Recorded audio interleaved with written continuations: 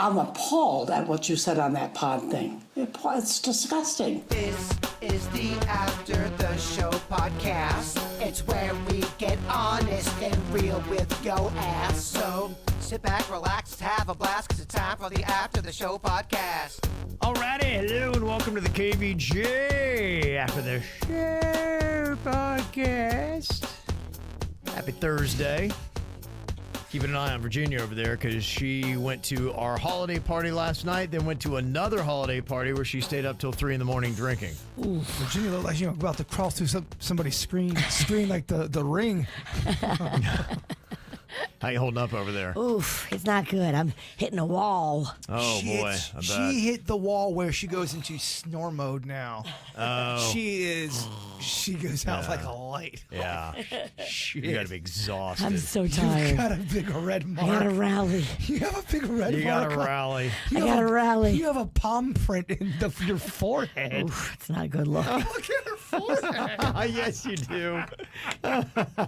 Dog, you are out, man. Oh, my God. It ain't easy being a party animal, Virginia. It gets a little harder as you get a little older, too. Yeah. Remember I gave that big speech today, how nobody does it like her? No one goes harder. She's the Terminator. Yeah, she is. She still is. I mean, what? I'll be back at it tonight. I just need a power nap. 90 minutes of sleep, and you're in here, and 3 parties today? Oof. Wow. Oh, it's a lot of parties. It is a lot of parties. It's all right, Virginia. You just got to get through this last week. I'm going to say that red welt does not leave her face by the end of the podcast. It's still be on there a while. It'll still be there. Yeah. It's a good look. It's good. It's going to be great at your next party. So you have a luncheon? I do. I have a lunch. I don't know if I'm going to make it, but I'm trying. Oh, you might bail on it? Well, I do have to eat, so I might just eat and run. You had McDonald's earlier. I did, but I want something more hearty. More hearty than your breakfast sandwich. It's pretty hearty.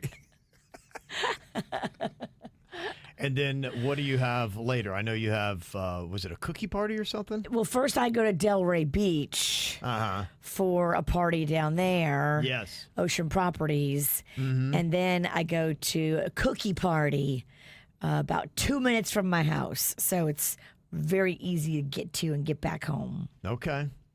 Well, it's a good time. Make sure you tell those Ocean Properties people we said hello. I will. They're such supporters. Everybody. They're great to Little Smiles. Yes.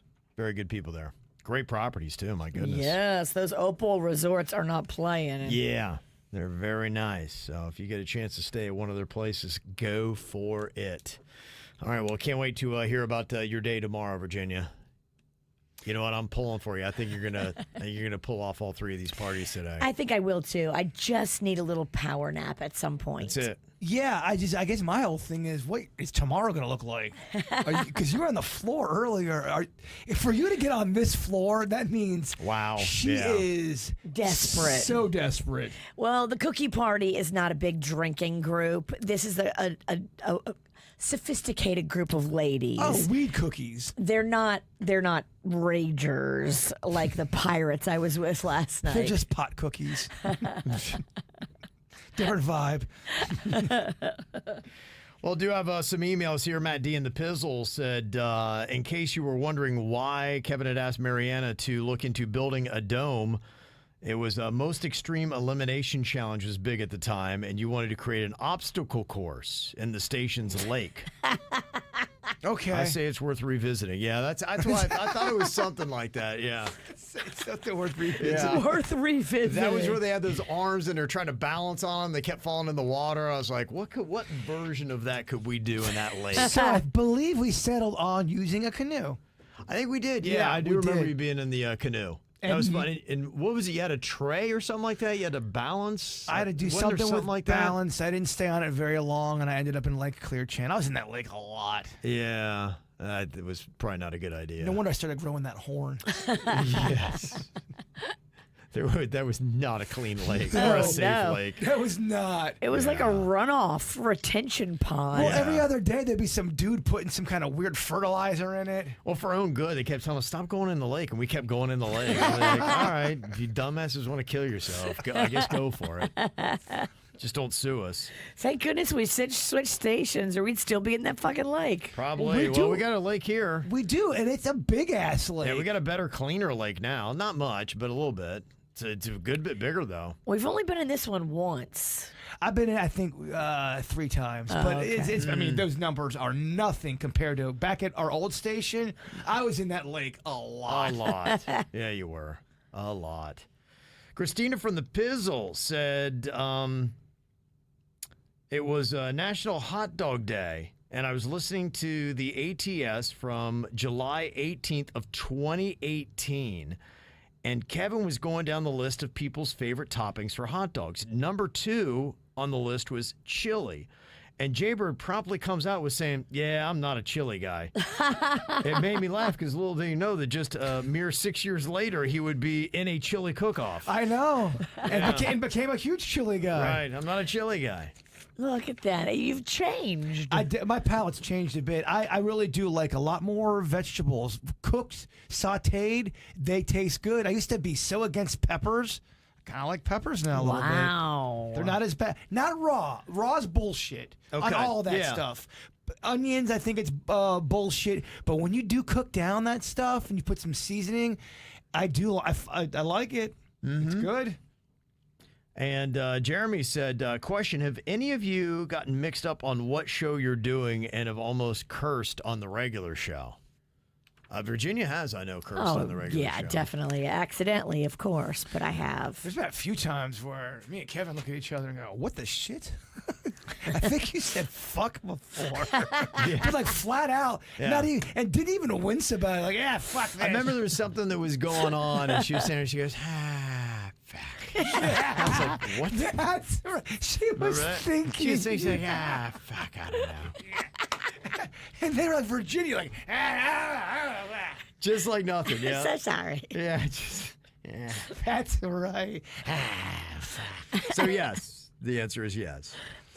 Lauren said, I think I remember something, but I'm starting to wonder if it was just a fever dream. Was the show originally Kevin Cross in Virginia? I can't remember when that changed, and can you explain why that even happened? Or have I finally lost my last remaining marble? Thanks, as always, for keeping me laughing. Yeah, it was for a very short time. That's an amazing memory from 25 years ago. When I first started in radio, I was in Athens, Ohio, at a station there, Power 105, and the guy who was the program director, they were all like, okay, what's your name going to be? And I'm like, well, and I didn't know radio. And I was like, well, I don't know, can I just be me? And they're like, no, you can't be you fucking moron. You got to have a fake name.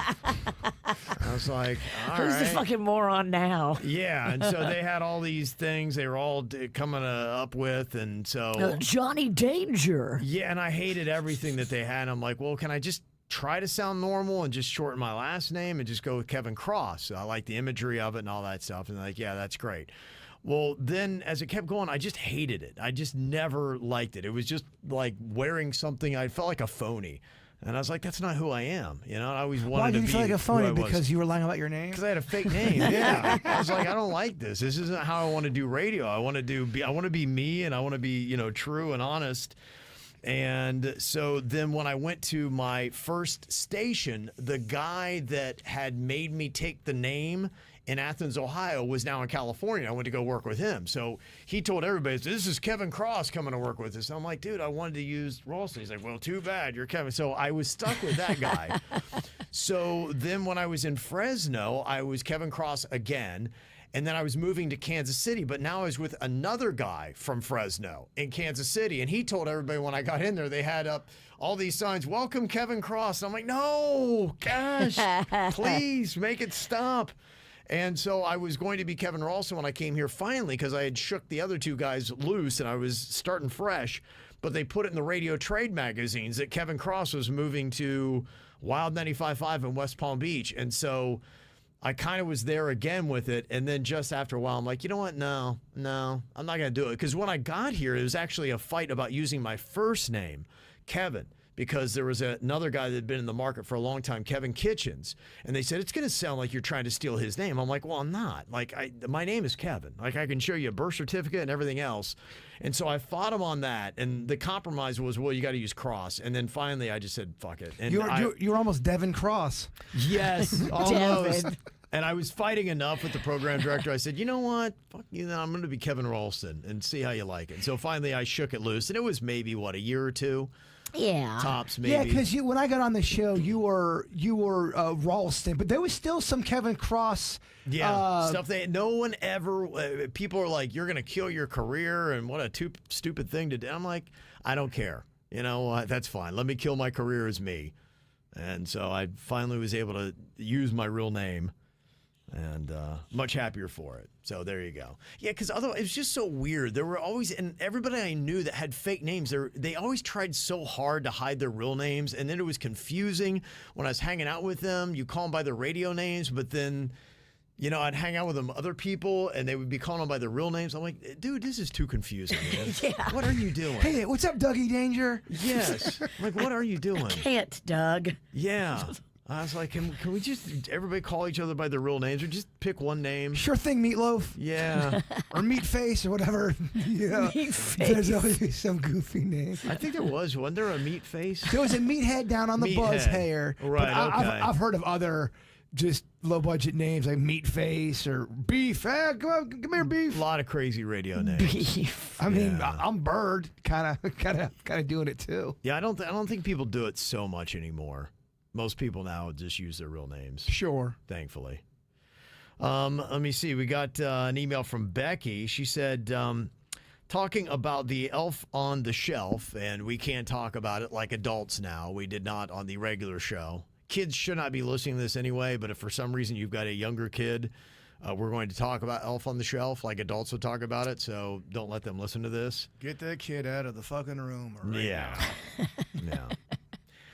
She said, I grew up in a very conservative Christian family. We didn't celebrate anything that my parents felt was a distraction from their devout beliefs. That does happen, like Halloween, Santa, tooth fairies, all that kind of stuff. You know, kind of blurs the lines between faith and fantasy. And we were the kids that, you know, everybody got left. We got left out for Halloween and all those fun little holidays. And, you know, we had to hold our tongues when friends and classmates talked about Santa and his reindeer visiting their homes and all that kind of stuff. It was hard and sad. My parents, you know, never let us experience that. Now, I'm a mom, and I let my kids do it all. We celebrate everything because it just makes everything more fun and enjoyable. Why try to limit the smiles your kids have in your home?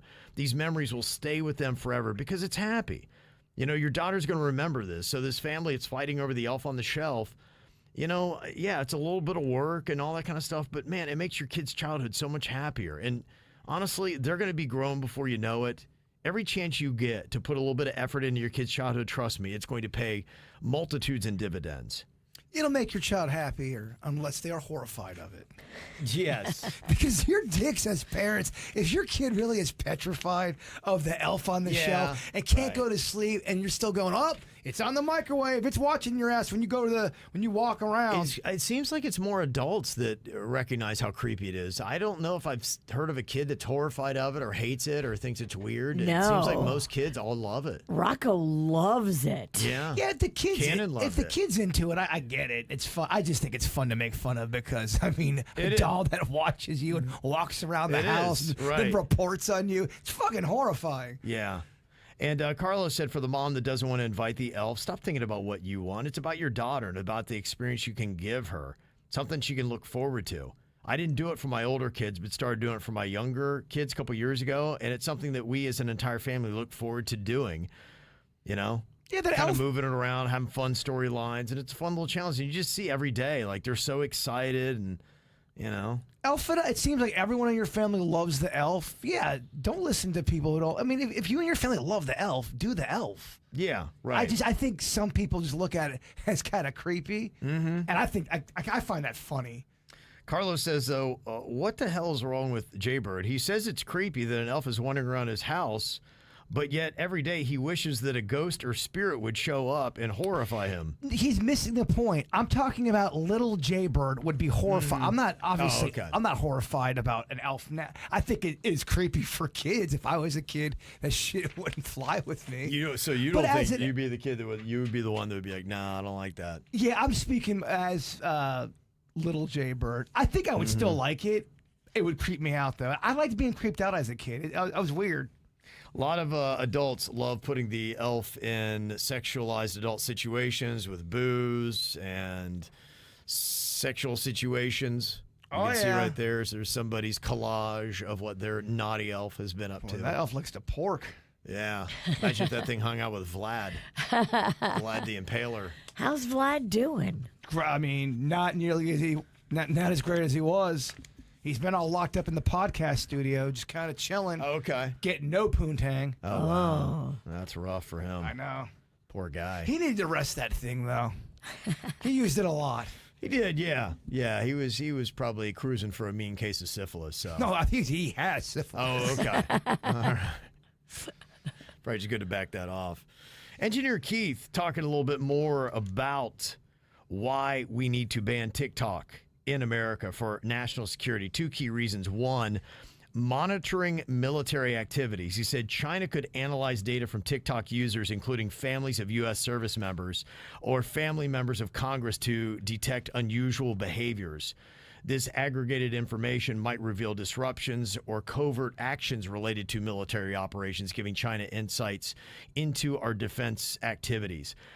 That was one I had figured. I used to date a girl. Her dad worked at Vandenberg Space Force Base, as they now call it, but it's where they have a lot of our nuclear missiles. And that was the one thing I assumed, that anything he knew and maybe they could detect on movements. And like I had said, when I used to be in the car with him and we would be riding through rural Missouri on I-70, if you ever drive through there between Kansas City and St. Louis, there are so many nuclear silos that you don't even realize. You look off to the right or left and you just see a chain link fence, a high chain link fence, about 15 to 20 feet tall, just kind of squared off. It just seems random.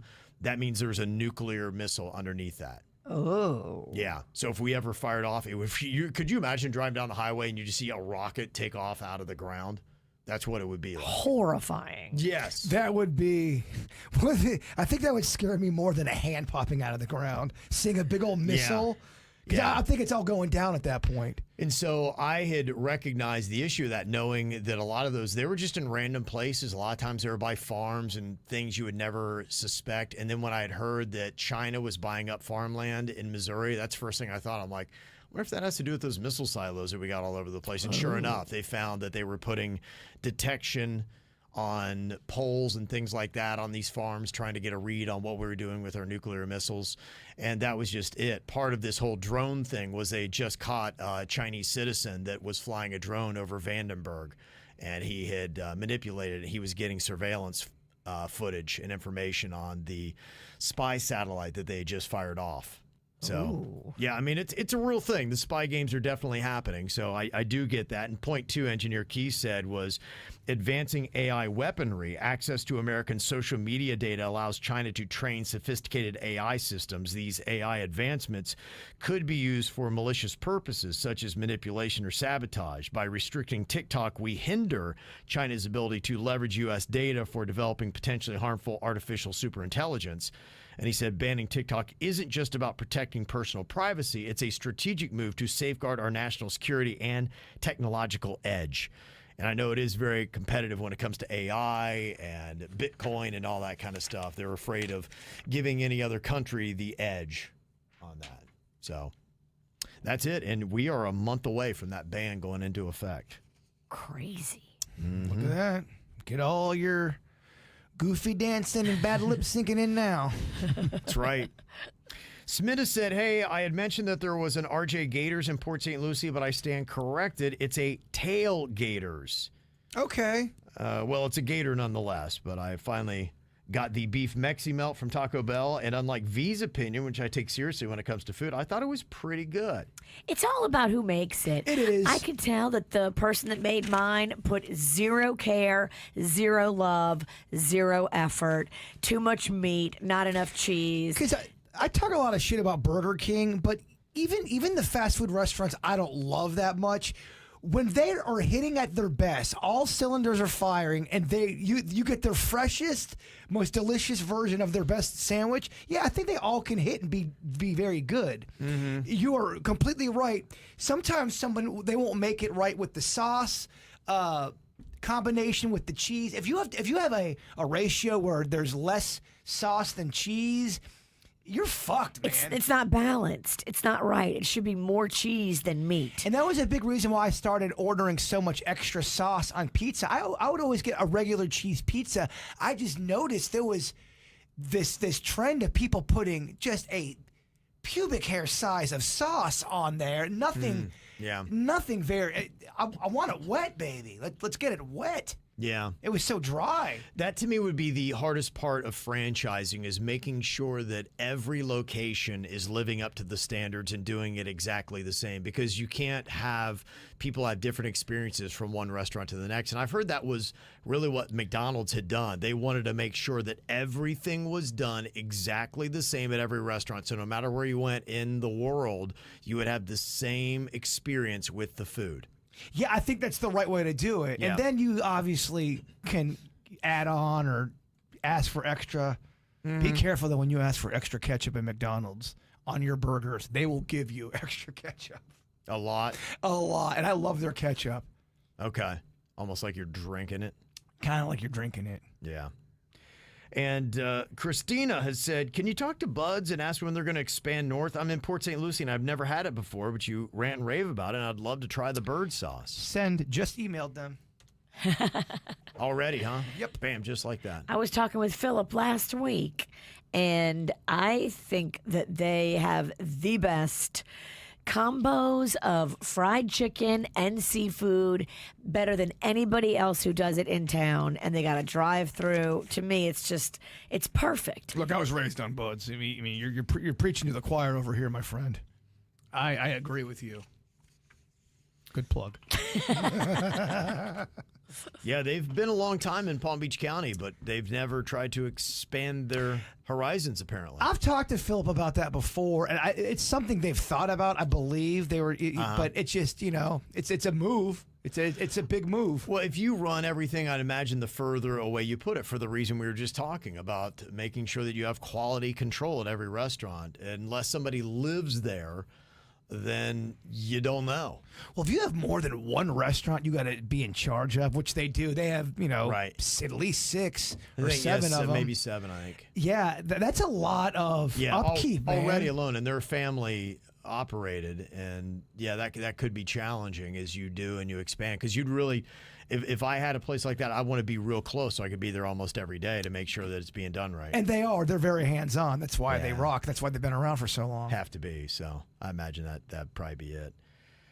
Got Pilot Chris saying, I just want to let you know that I opened up a can of Pringles ketchup flavored from France, and as you can see, there was only a 2-inch gap at the top. So clearly they are just ripping off Americans. I saw Jaybird's video where about a quarter of the top was just nothing. That's insane. Somebody sent me a scathing personal email about that video. What'd they say? You never know when you're going to piss somebody off. What a stupid video it was. Pringles has been doing this forever. Okay, it's not a new dumb thing. Fuck, this isn't new. I was like, oh, wow. You must either work for Pringles. Signed, Kevin Ralston. Yes. Guys, it's so tiring emailing you guys all the time. I don't remember Pringles being that low when you open up the tube. I remember them being higher to the brim. They were. Yeah. Shrinkflation is real. So, and look, dog, I'm just trying to put some videos up. I'll have to tell you. Yeah, you're not overthinking it. Yeah. It is what it is. Heidi, she was letting us know that she was in the town Lincoln, Montana, where the Ted Kaczynski thing blew up in 1996. She was kind of new to town. She said the media circus was really crazy because it's a town of 1,000 people, but it was pretty nuts. She said, yeah, he killed 3 people and injured over 20 during his bombing spree between 1978 and 1995. They caught him because his brother recognized his writing style in the Unabomber manifesto when they published it in the Washington Post. They said he was reclusive but incredibly smart. And he was very nice. He was quiet and polite with people like me. But, he lashed out at academics, scientists, and airline executives, people he believed were pushing society toward over-industrialization. Okay. I guess that's what his beef was, as we talk about people that snap and do what they do, like the person that we got now, Luigi. So. Yeah, he might not be, I don't know. They said he was like screaming and yelling and like just going off when they were taking him into custody. It's crazy that a murderer was acting crazy. He may be having a mental breakdown. I would imagine his attorney, because it sounds like they've got about everything you need with physical evidence, as it's starting to lay itself out with DNA and fingerprints and what was on him and this and that you're not going to be able to say he didn't do it. So at that point, you're like, all right, state of mind. And, we talked about that too, that I think with look, I could see how people lose themselves when you've got pain and aggravation and all these kind of things. When life just keeps throwing a turd at you, I think it does. I think it really starts to warp your mind. And I would dare to say there have been a lot of people, I'm sure, start out with is the nicest, best human beings ever, and life twisted them and turned them into what they became, and they did something that wasn't necessarily of themselves and who they were intended to be. Before my hip, I was a real sweetheart. Now, I'm a real dick. I don't know. You were a dick before. I learned it from you. Yeah, it could happen. Got some good TV and programming news that I was excited about. I have not yet watched any of the new season of Yellowstone. Seems like it's doing well. The latest episode, they said, had a record audience of 12.1 million viewers. That was a season high for that. I just am not sure. I want to hear how people enjoy it. The fact that Kevin Costner's not on it and he is donezo. How does the show, are you still okay with it? Did it fall off? Every now and then that can happen where you have the main person get off and you can still keep it moving. Yeah, I'd read something about another surprise character death, so it sounds like they're still going down that route. And I'm like, ooh, who would they kill off? I kind of felt like Sopranos did a good job of that. They'd have some main people in for a few, and then they were gone. It was good. Yeah, you bring somebody in, you establish them for 2 or 3 seasons, and then kill them off, and that is a good way to do that. Luke Grimes, who played Kevin Costner's son on the show, he said this season has been so much easier shooting without Kevin Costner on the set. Really? Making it sound like he was the pain in the ass. Well, I mean, he probably was, y'all. Are you shocked that Kevin Costner is difficult to deal with? He's a real ass cowboy. Well, he's a director. He's been in Hollywood forever. And I'm not excusing his bad behavior, but people are, Costner was a dick. Well, yeah, he's a Hollywood fuck. Of course, he's gonna be not the easiest to work with. And they say there's going to be a Yellowstone spinoff in the works. It's going to focus on the characters Beth Dutton, which is Kevin Costner's daughter, and she is a spitfire, Virginia. She reminds me a lot of you. She doesn't take any shit from anybody. I like that. You would love her. She's very mouthy and great. And Rip Wheeler. That's my boy. That's Cole Hauser. They have the best.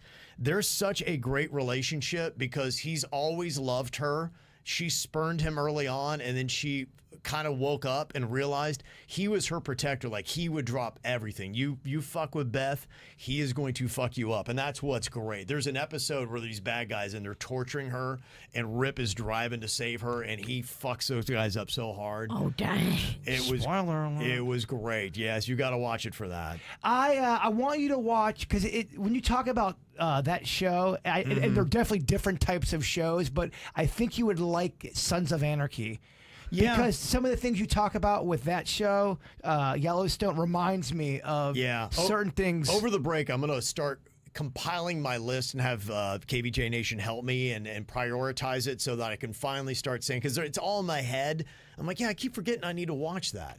But I'm going to put it all down, be able to cross it off and be like, okay, here's what I got left on my binge watching list. So when I get through football season, I'll be able to do that. I think you should give Sons of Anarchy at least a season or 2. Okay. I think it's only 10 episodes, 12 episodes. Yeah, I like having instructions on that too, where people will let you know. I need some guidance to be like, hey, you know what? It's a slow bake. You got to kind of get into it. And a lot of times it is like with the characters. That's what I'm telling you with, Beth and Rip on Yellowstone. That's why I'm excited about this, because you completely could build a show around them. It would be good. Dude, Sons of Anarchy was so good. I started dressing like a motorcycle person. I don't even have a motor. I can barely ride a bicycle. You had a motorcycle phase. I went to a motorcycle. That's how much it changed me. I fucking loved that show. The other show that I'm looking forward to, they're doing a Friday Night Lights reboot. Peacock has picked it up, and it's going to be set after a hurricane. It follows a high school football team striving for a championship, becoming a symbol of hope for their community. If the casting and writing is great, absolutely. It's a kind of vehicle you could continue to make. The first series was great. The characters, the writing was fantastic. The original Friday Night Lights that they had, loved it. I think that's one of the few series I've watched the entire series twice. A couple other things that are going to be going on. They're doing a Netflix special premiering January 7th called Jerry Springer Fights Camera Action. It's a 2-part documentary talking about the Jerry Springer Show. It's got insider interviews, the controversial talk show's origins, its impact, the dark truths. Sounds like they knew like they were doing shitty TV and they were kind of driving our society into a ditch. Definitely. But the ratings were great. They actually beat Oprah in daytime in the ratings. And they're like, we are ruining America, but my gosh, we're beating Oprah. And look, Oprah in the beginning, it wasn't all, Oprah's 10 favorite things. She did some trash TV as well. She did. In the beginning. Yeah, right. She was doing tabloid stuff. Mm-hmm. Yeah, and then she got all holier than that. And so you had that kind of juxtaposition. But yeah, it was crushing. I remember how big that show was. Jerry Springer passed away, huh? Yeah. Is that recent? In the past few years. Damn. Where have I been? Yeah. And Peacock is going to do a 4-episode docuseries, SNL 50 Beyond Saturday Night. It's to commemorate their 50th season.